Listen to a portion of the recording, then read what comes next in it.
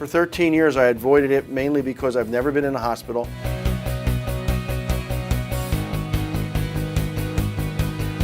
Up until November, of this past November, I've never been under, and I had a fear of going under the anesthesia.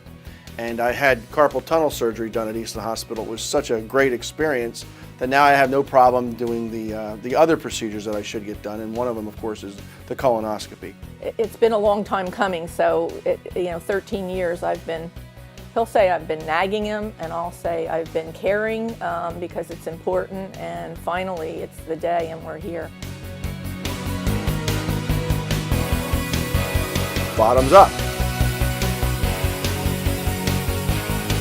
Difficult part about this procedure that I'm having is the preparation, and I will leave my office today at 1 o'clock and start that for the rest of the day.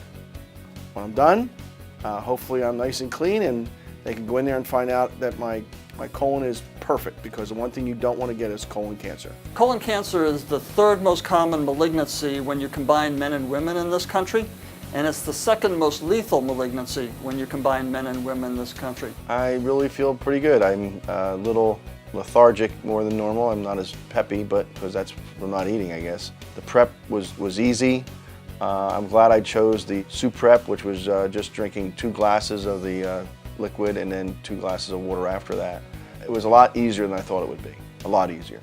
I have to be at the hospital short procedure unit by 9:30 to prep and get all my vitals and put the IV in and all that kind of thing. There are other ways of screening patients for colon cancer, but certainly the most common, and most of us would agree the most helpful, is to do a colonoscopy. The procedure itself should only take about 25-30 minutes. I expect to be awakened by long before noon, and hopefully I'll be able to eat on my way home. I was on a liquid diet for 24 hours. Jello. Broth. Applesauce. Yeah, that was early morning. I had some applesauce. 2-ounce cup of applesauce. I mean, come on, let's be honest.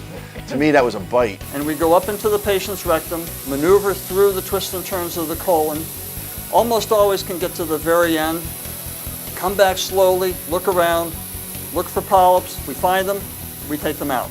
Sal's not very good when it comes to illness or medicine or anything like that, so this is really a big deal for him. He'll have really a very nice nap during the procedure. He'll still be breathing on his own naturally. Wake up really quite quickly when we're done, to the point that I can go out and talk to him just a few minutes after he's out of the room, and I can talk to him and his wife, tell them what we found, what we did, and get him a bite to eat and get him on home.